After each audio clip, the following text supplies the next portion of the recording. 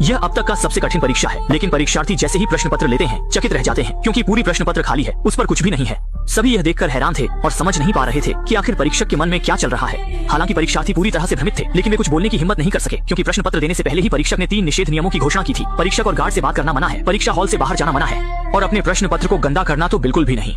यदि कोई इनमें से किसी भी नियम का उल्लंघन करता है तो उसकी पात्रता बिना किसी दया के रद्द कर दी जाएगी। और इस परीक्षा का उत्तर केवल एक ही है, कोई प्रश्न? सभी यह सुनकर चुप रहे, क्योंकि नियम का पहला बिंदु था कि परीक्षक से बात करना मना है। कोई जवाब नहीं मिलने पर परीक्षक ने 80 मिनट का काउंटडाउन शुरू कर दिया और फिर बिना मुड़े परीक्षा हॉल से बाहर चला गया। और सामने खाली प्रश्न पत्र को देखते हुए सभी लोग अंतहीन भ्रम में पड़ गए कि आखिर इस परीक्षा का प्रश्न क्या है। लगता है कि यह करोड़ों की सालाना तनख्वाह वाली नौकरी इतनी आसानी से नहीं मिल सकती। समय के एक एक पल बीतते ही एक काले बालों वाली महिला से अब और नहीं रुका जा रहा था, और उसने सोचा कि कंपनी उसे एक बायोडाटा लिखने के लिए कह रही है। लेकिन जैसे ही उसने लिखना शुरू किया, गार्ड सीधे उसके पास आ गया और बिना कुछ कहे उसे परीक्षा हॉल से बाहर कर दिया। असल में उसने परीक्षा के तीसरे नियम का उल्लंघन किया था, उसने अपने प्रश्न पत्र को गंदा कर दिया था। महिला को लिखने के कारण बाहर होते देख सभी ने डर के मारे अपनी कलमें नीचे रख दी। तभी एक आदमी जिसका नाम श्याओ बाई था अचानक हंसने लगा। वास्तव में उसने सोचा कि परीक्षक ने केवल 3 निषेध नियमों के बारे में कहा था, तो बस उन तीनों का उल्लंघन न किया जाए, बस इतना ही काफी होगा। तो अपनी धारणा की पुष्टि करने के लिए उसने बिना समय गंवाए पास बैठे दाढ़ी वाले आदमी से बात करना शुरू कर दिया, क्योंकि पहले नियम में केवल परीक्षक और गार्ड से बात करने पर पाबंदी थी। यह नहीं कहा गया था कि परीक्षार्थी आपस में बात नहीं कर सकते। यह सुनकर सभी ने एक साथ दरवाजे के गार्ड की ओर देखा। गार्ड ने कोई प्रतिक्रिया नहीं दी। स्पष्ट था कि जब तक वे उन 3 स्पष्ट रूप से निषिद्ध नियमों का उल्लंघन नहीं करते तब तक वे कुछ भी कर सकते हैं। यह सोचते ही श्याओ बाई और भी बेपरवाह हो गया। वह बिना कुछ कहे खड़ा हो गया, यहाँ तक कि परीक्षा हॉल में पियाओ पियाओ क्वान का अभ्यास करने लगा। हालांकि जैसा उसने सोचा था, उसके इस शोरगुल भरे व्यवहार पर गार्ड बिल्कुल भी प्रभावित नहीं हुआ। किसी को आगे बढ़ते देख सभी ने भी धीरे धीरे आराम से बात करना शुरू किया और प्रश्न पत्र के विषय पर चर्चा करने लगे। पास खड़ी लंबी बालों वाली लड़की ने अनुमान लगाया कि यह प्रश्न पत्र शायद किसी विशेष सामग्री से बना है, जो शायद रोशनी में दिखाई दे सकता है। यह सुनकर सभी को भी यह विचार सही लगा और वे सभी प्रश्न पत्र लेकर लाइट के पास गए, यह देखने के लिए कि क्या प्रश्न पत्र पर कुछ दिखाई देता है। लेकिन तमाम कोशिशों के बाद भी प्रश्न पत्र में फिर भी कोई प्रतिक्रिया नहीं हुई। जब सभी लोग रोशनी को अस्वीकार करने की तैयारी कर रहे थे, तब छोटे काले ने सोचा कि शायद यह लाइट सही नहीं है, हो सकता है कि अल्ट्रावायलेट या इंफ्रारेड लाइट ही काम करे। लेकिन मुख्य प्रश्न ये है कि ऐसी लाइट कहां से लाएं? तभी सुनहरे बालों वाली लड़की को अचानक ध्यान आया कि इतनी बड़ी कंपनी ने निश्चित रूप से इमरजेंसी लाइट लगाई होगी। इमरजेंसी लाइट को चालू करने के लिए आपको एक इमरजेंसी स्थिति बनानी होगी। सभी ने तुरंत सहमति जताई और तुरंत कार्रवाई करने का फैसला किया। उन्होंने स्टूल की टांगों का उपयोग करके कमरे की सभी लाइटें तोड़ दी, जिससे कमरा अंधेरे में डूब गया। अगले ही पल इमरजेंसी लाइटें जल उठी और सभी ने उत्साह से प्रश्न पत्रों को लाइट के सामने रखा, लेकिन परिणाम निराशाजनक था। प्रश्न पत्र में फिर भी कोई प्रतिक्रिया नहीं हुई। क्या हो सकता है कि हमने सही लाइट नहीं पाई? इस समय एक चश्मा पहने लड़की ने देखा कि लाइट की पट्टी का ऊपरी हिस्सा नहीं चल रहा था, तो उसने उसे फिर से तोड़ दिया और एक नारंगी रंग की रोशनी निकली। सभी ने उस रोशनी के सामने प्रश्न पत्र रखकर ध्यान से जांच की, लेकिन कुछ भी असामान्य नहीं पाया। यह स्पष्ट था कि प्रश्न पत्र का प्रकाश से कोई संबंध नहीं था। समय केवल 60 मिनट शेष था। तभी श्याओ बाई के दिमाग में एक विचार आया और उसने तुरंत उस महिला का प्रश्न पत्र उठाया जो बाहर हो चुकी थी। परीक्षक ने केवल यह कहा था कि अपने प्रश्न पत्र को गंदा करना मना है। उसने यह नहीं कहा था कि दूसरे के प्रश्न पत्र को गंदा नहीं कर सकते, और वैसे भी वह महिला पहले ही बाहर हो चुकी थी। यह कहकर उसने प्रश्न पत्र पर इधर उधर लिखना शुरू कर दिया, लेकिन यह भी बेकार गया। उसने हार मानने से इनकार करते हुए तरल की कोशिश करने की योजना बनाई और तुरंत प्रश्न पत्र को मोड़कर 2 हिस्सों में फाड़ दिया। एक टुकड़ा छोटे काले को लार से जांचने के लिए दिया गया और दूसरे टुकड़े को उसने खुद बच्चे के पेशाब से सींचा। आश्चर्य की बात यह है कि फिर भी कोई प्रतिक्रिया नहीं हुई। जब सभी लोग निराशा में थे, तभी उन्होंने देखा कि परीक्षा हॉल में चश्मा पहने एक आदमी था, जिसने अब तक एक शब्द भी नहीं कहा था। वह टेबल पर पड़े कांच के टुकड़ों को देख रहा था और अचानक कुछ बड़बड़ाने लगा। लेकिन अनजाने में उसने पहले ही प्रश्न के प्रदर्शित होने का तरीका सबको बता दिया। लेकिन इस समय सभी लोग उसकी बात का मतलब समझ नहीं पा रहे थे। इस समय दाढ़ी वाले आदमी ने एक और विचार पेश किया। उसने अनुमान लगाया कि यह सब एक छलावा है, कि बड़ा बॉस जानबूझकर 10 मिलियन वार्षिक वेतन की नौकरी का लालच देकर इन सभी प्रतिभाशाली लोगों को आकर्षित कर रहा है, ताकि उनका मजाक उड़ाया जा सके। लेकिन चश्मा पहने लड़की ने इससे असहमति जताई, क्योंकि उसने पहले से ही इस कंपनी के बारे में खोज की थी और जानती थी कि इस कंपनी के उच्च अधिकारी व्यावहारिक लोग हैं। उन्हें उच्च गुणवत्ता वाले प्रतिभाओं की सख्त आवश्यकता है, इसलिए वे इस तरह की मूर्खतापूर्ण चीज नहीं करेंगे। अपने जीवन के अगले 80 वर्षों का फैसला करने के लिए जैसे ही सबको परीक्षक की पहले कही यह बात याद आई, उनकी उदास भावनाएं फिर से जाग उठी। श्याओ बाई ने सोचा कि इतनी सारी विधियों का प्रयास करने के बाद भी कोई हल नहीं निकला। शायद समाधान दरवाजे के गार्ड में ही छुपा है। परीक्षा के नियम केवल गार्ड के साथ बातचीत पर रोक लगाते हैं। यह नहीं कहा गया था कि गार्ड को छूना मना है। ये सोचते हुए लंबी बालों वाली लड़की धीरे धीरे गार्ड के पास गई। अगले ही पल उसने गार्ड की पैंट की तरफ हाथ बढ़ाया और उसकी जेब से एक लाइटर निकाल लिया। तभी उसके दिमाग में अचानक एक आइडिया आया। दरअसल लंबी बालों वाली लड़की लाइटर का उपयोग करके ऊपर लगे स्मोक डिटेक्टर को सक्रिय करना चाहती थी, ताकि छिड़काव प्रणाली से पानी निकल सके। लेकिन छोटे काले ने सोचा कि यह काम नहीं करेगा, क्योंकि पहले भी सभी ने मूत्र का प्रयोग किया था और यह बिल्कुल भी काम नहीं आया। लेकिन लंबी बालों वाली लड़की ने कहा, क्या पता उसमें पानी की जगह कुछ और भरा हो, जो प्रश्न पत्र के प्रश्न को प्रदर्शित कर सके। यह सुनकर सभी में एक बार फिर से आशा की किरण जाग उठी।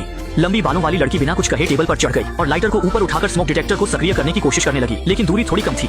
श्याओ बाई ने यह देख तुरंत प्रश्न पत्र उठाया और उसकी ऊंचाई का उपयोग करके थोड़ी ही देर में छिड़काव प्रणाली को सक्रिय कर दिया। लेकिन सभी को निराशा हुई जब इसमें से कुछ भी प्रदर्शित करने वाला तरल नहीं, बल्कि साधारण नल का पानी ही निकला। निराश होकर जब लंबी बालों वाली लड़की नीचे उतरी, तो उसने भय से देखा कि उसका प्रश्न पत्र गायब हो गया था। मुड़कर देखा तो श्याओ बाई ने शैतानी हंसी के साथ देखा। असल में श्याओ बाई ने उसे जो जलाने के लिए दिया था, वह लंबी बालों वाली लड़की का ही प्रश्न पत्र था। अगली ही पल वह बेरहमी से बाहर कर दी गई और यह देख बाकी सभी भयभीत हो गए। वे यह उम्मीद नहीं कर सकते थे कि श्याओ बाई इतना स्वार्थी हो सकता है। गुस्से में छोटा काला तुरंत उसे सबक सिखाने के लिए आगे बढ़ा, लेकिन गलती से उसने आवाज से सक्रिय होने वाली लाइट को चालू कर दिया।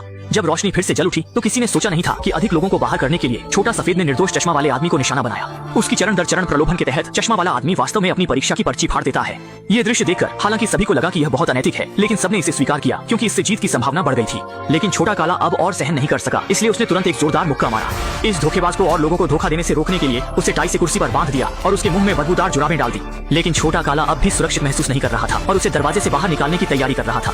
किसी को क्या पता, उस समय सुनहरे बालों वाली लड़की ने बोलना शुरू किया, क्योंकि परीक्षक पहले ही कह चुका था कि केवल परीक्षार्थी स्वतः परीक्षा कक्ष से बाहर निकलने पर ही बाहर माना जाएगा। ऐसे में जबरन किसी को बाहर निकालने से खुद भी मुसीबत में पड़ सकते हैं। छोटा काला यह सुनकर तुरंत हाथ नहीं बढ़ा सका। इसके बाद उसने तुरंत छोटा सफेद की परीक्षा की पर्ची उठाई, फिर उसका हाथ उठाया और उसे अपनी परीक्षा की पर्ची खराब करने के लिए बहकाया। लेकिन ठीक उस महत्वपूर्ण समय पर छोटा सफेद जाग गया। जागने के बाद वह नाराज नहीं हुआ, लेकिन लगातार यह बताने लगा कि उसे दवा की जरूरत है। असल में छोटा सफेद एक दुर्लभ बीमारी से पीड़ित है और हर घंटे एक बार दवा लेनी होती है, और वह इस कंपनी के लिए साक्षात्कार इसलिए दे रहा था क्योंकि वह दवा जो उसे चाहिए थी वह इस कंपनी द्वारा निर्मित होती है और कर्मचारियों को 50% की छूट भी मिलती है। लेकिन छोटा काला उसे झूठा समझता था और बिल्कुल भी विश्वास नहीं करता था। किसी को क्या पता, छोटा सफेद ने कहा कि यदि उसे दवा खाने दी जाए तो वह चुपचाप परीक्षा से बाहर निकल जाएगा। यह सुनकर छोटा काला उसकी जेब में दवा ढूंढने लगा, लेकिन पूरे शरीर को खोजने के बावजूद कहीं भी दवा का पता नहीं चला। छोटा सफेद ने तुरंत मान लिया कि जब वह बेहोश था तो किसी ने उसकी दवा चुपचाप चुरा ली थी, लेकिन छोटा काला बिल्कुल भी विश्वास नहीं करता था। अगर तुम्हें ऐंठन होने लगती है तो हमें पता चल जाएगा कि तुम सच कह रहे हो। देखते ही छोटा सफेद पूरी तरह से बेहोश हो गया। तभी सभी संतुष्ट हुए। तब तक हमेशा चुप रहने वाला दाढ़ी वाला आदमी अचानक बोल पड़ा। उसने पहले ही संदेह कर लिया था कि चश्मा वाली लड़की ही कंपनी की भेजी हुई जासूस है, अन्यथा उसे इतना सब कैसे पता होता। उसके बाद उसने उसका ध्यान भंग कर उसे बांध दिया और फिर कठोर पूछताछ शुरू कर दी, और यही उसकी ताकत थी क्योंकि वह एक पूर्व सैनिक था। चश्मा वाली लड़की ने स्वीकार किया कि वह सिर्फ यहाँ की एचआर है और उसने संयोगवश सुना था कि कंपनी इस पद के लिए भर्ती कर रही है, अधिक ऊंचाई तक पहुंचने के लिए। इसलिए वह प्रमोशन परीक्षा में शामिल होने आई थी, लेकिन उसने यह नहीं सोचा था कि उच्च पदाधिकारी उसे और नए आने वाले को एक साथ रख देंगे। जब चश्मा वाली लड़की सच कहने से इनकार करती रही तो दाढ़ी वाले आदमी ने तुरंत उसकी परीक्षा की उत्तर पुस्तिका ली, फिर अपनी उंगली काटी और चश्मा वाली लड़की की जांघ को भी घायल कर दिया। जब चश्मा वाली लड़की अब भी सच नहीं कह रही थी और केवल 20 मिनट का समय बचा था तो निर्दयी दाढ़ी वाले आदमी ने सीधे तेज परीक्षा की उत्तर पुस्तिका उसकी आंख की ओर कर दी। मैंने तुम्हें सब कुछ बता दिया है जो मैं जानता हूँ, कृपया रुक जाओ। अभिभूत चश्मा वाली लड़की को देखते हुए दाढ़ी वाले आदमी को विश्वास हो गया कि वह झूठ नहीं बोल रही थी, क्योंकि वह विश्वास करता था कि इंसान की आंखें झूठ नहीं बोलती। लेकिन इसी समय टेबल पर रखा छोटा सफेद अचानक तेजी से झटके खाने लगा। यह स्पष्ट था कि छोटा सफेद वास्तव में एक दुर्लभ बीमारी से पीड़ित था। लेकिन अब संकट की स्थिति यह है कि छोटे सफेद की जीवन रक्षक गोली गायब हो गई थी। तब सुनहरे बालों वाली लड़की ने कहा कि चूंकि सभी एक दूसरे पर शक कर रहे हैं तो एक दूसरे की तलाशी लो और देखो कि किसने दवा चुराई है। लेकिन खोजबीन के बाद भी कोई दवा नहीं मिली और परीक्षा के खत्म होने में केवल 15 मिनट बचे थे।